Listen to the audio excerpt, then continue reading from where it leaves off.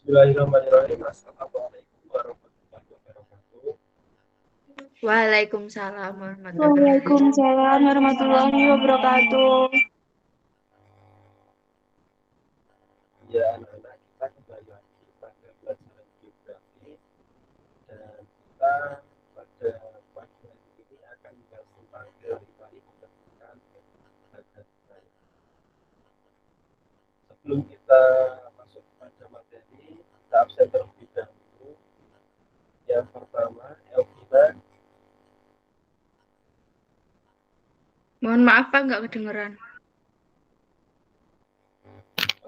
Yang pertama, Elvina hadir. Hadir, Pak.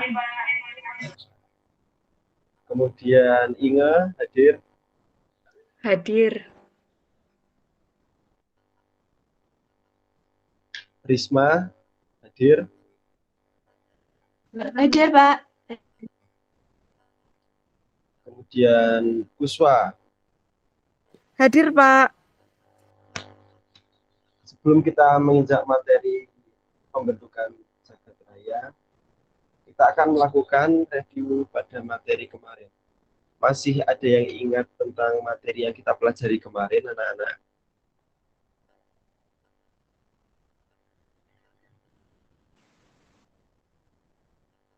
Halo? Belum, Pak. Materi kita kemarin adalah lapisan-lapisan atmosfer. Coba sebutkan salah satu lapisan atmosfer. Ingat, coba sebutkan.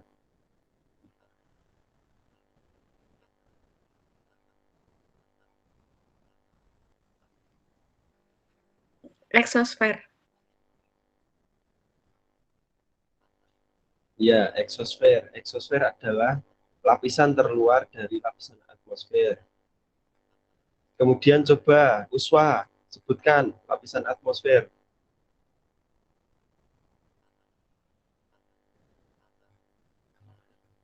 Uswa.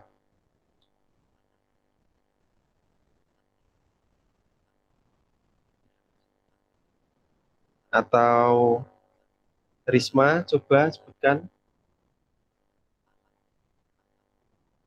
Miosfer, Pak. Yang benar itu mesosfer. Saya kira materi yang kita pelajari kemarin sudah cukup. Kemudian kita akan melanjutkan pada materi kita hari ini tentang teori pembentukan jagat raya.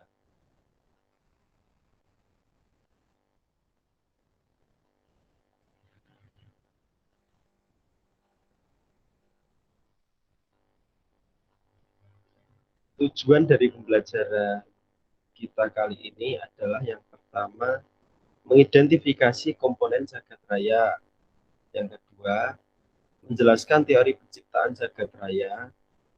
Yang ketiga, menjelaskan teori terbentuknya tata surya. Dan yang terakhir, mendeskripsikan anggota tata surya.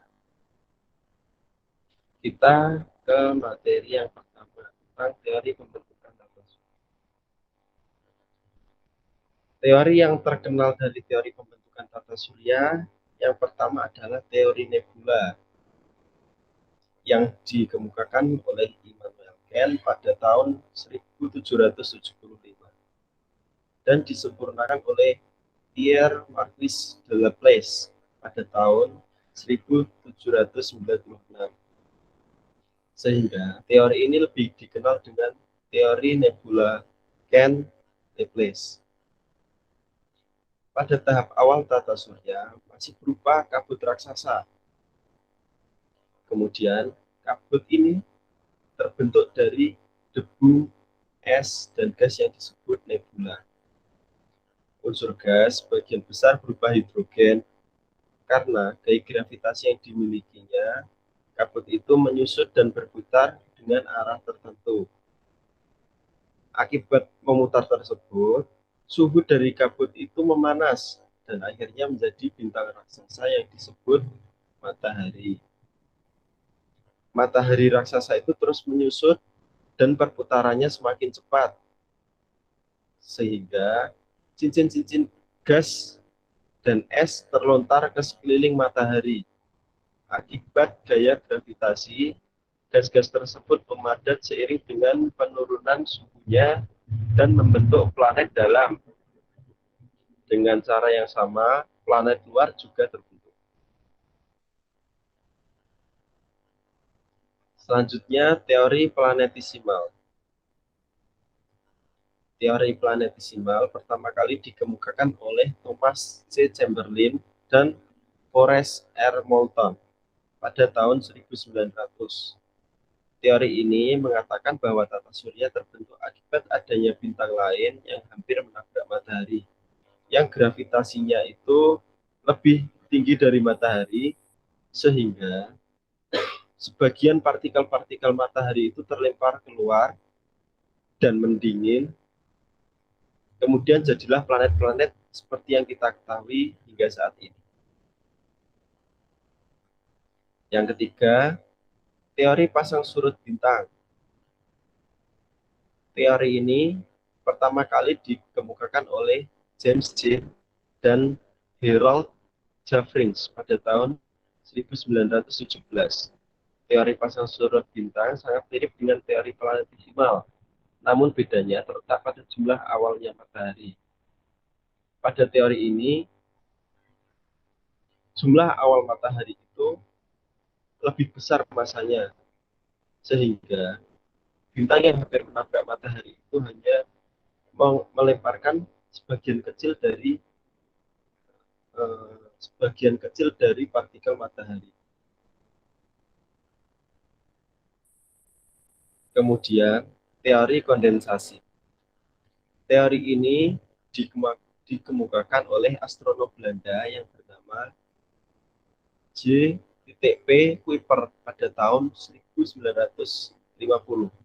Teori kondensasi menjelaskan bahwa tata surya terbentuk dari bola kabut raksasa yang berputar membentuk cakram raksasa, seperti yang ada di gambar sebelah ini. Kemudian, teori bintang kembar. Teori bintang kembar awalnya dikemukakan oleh Fred Hoyle pada tahun 1956.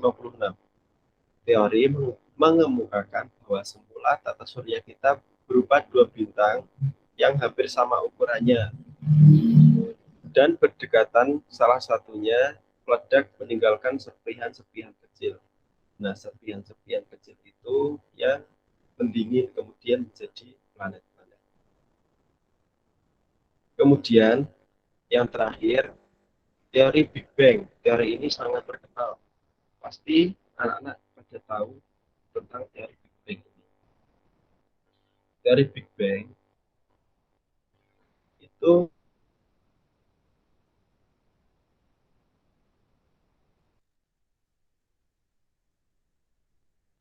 dikemukakan oleh astronom Amerika Edwin Hubble pada tahun 1929.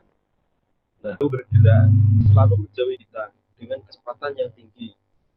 Ia juga melihat jarak antar galaksi-galaksi sampai setiap saat. Penemuan Hubble ini menunjukkan bahwa alam semesta tidaklah statis seperti yang dipercaya sejak lama, namun bergerak mengembang. Kemudian, ini menimbulkan suatu pemikiran bahwa alam semesta bermula dari pengembangan di masa lampau yang dinamakan dentuman besar. Nah, teorinya itu bisa dilihat pada gambar. Mulai dari alam semesta itu berbentuk titik satu titik kecil, kemudian selalu berkembang sehingga menjadi besar seperti saat ini. Kemudian saya lanjutkan pada saat itu, di mana alam semesta memiliki ukuran yang nyaris nol dan berada pada kerapatan dan panas tak terhingga. Kemudian meledak dan mengembang dengan laju pengembangan yang kritis, yang tidak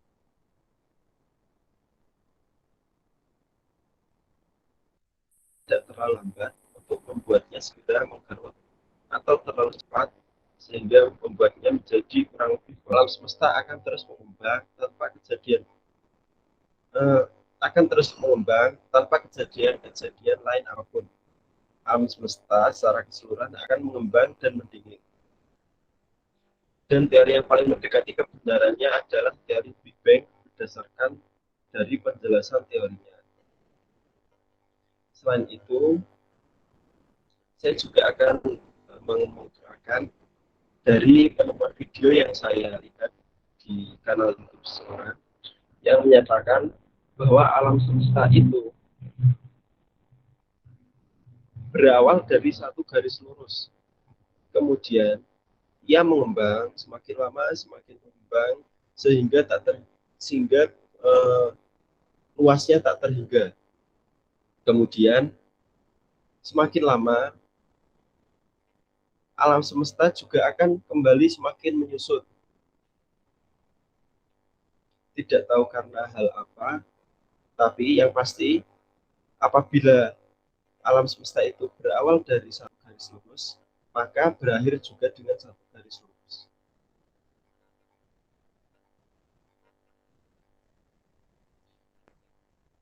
Dari teori-teori tersebut, mungkin dari anak-anak ada yang ingin ditanyakan sebelum kita melaju ke quiz.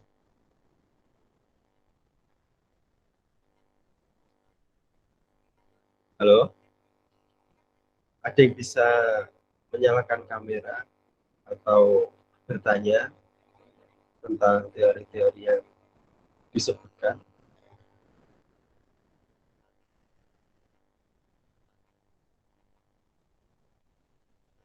Kalau tidak, kita akan melanjutkan ke kuis.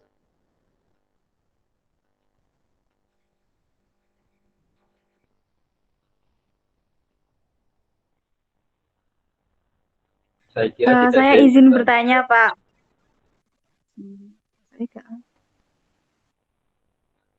Nah, ini ada yang tahu nggak yang termasuk inner planet itu mana saja? Yang termasuk inner planet yang mana? Ayo. Risma mau menjawab?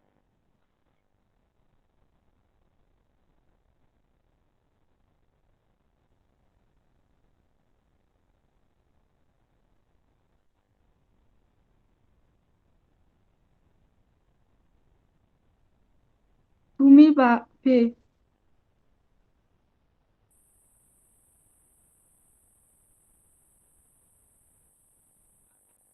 Atau Inge mau menjawab? Yang mana? Yang termasuk inner planet?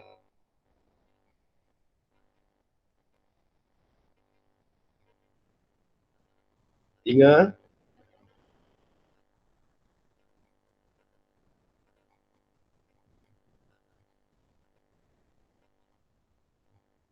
Bumi, Kan Pak. planet-planet itu ada dua, inner sama planet eksternal.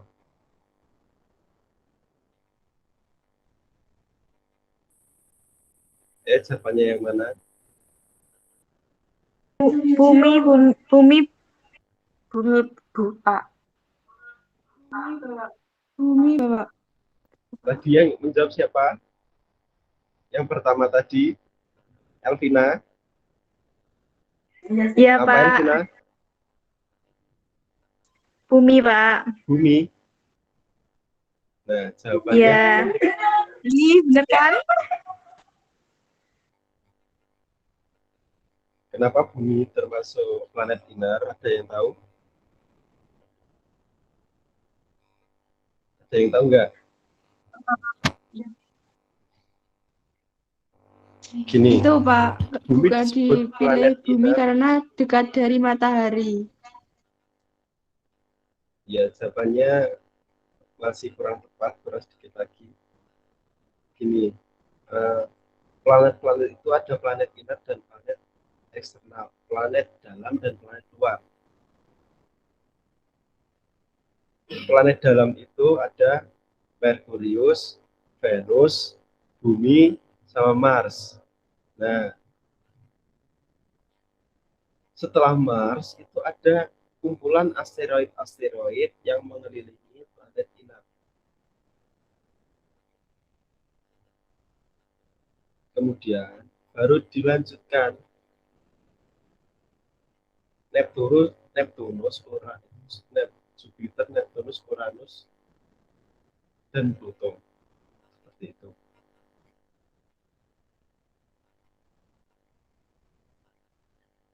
Kemudian untuk tugas minggu depan,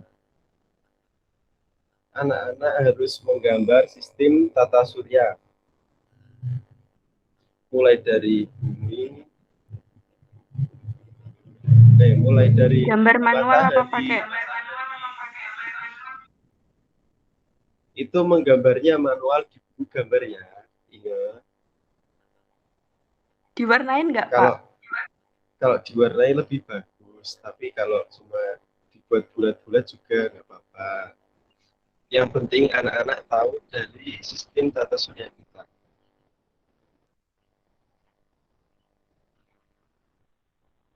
Demikian pelajaran pada pagi hari ini. Kurang lebihnya mohon maaf. Tetap stay safe dan tetap berada di rumah kalau tidak ada kegiatan yang penting di luar. Billahi taufiq wal hidayah. Wassalamualaikum warahmatullahi wabarakatuh. Waalaikumsalam warahmatullahi wabarakatuh.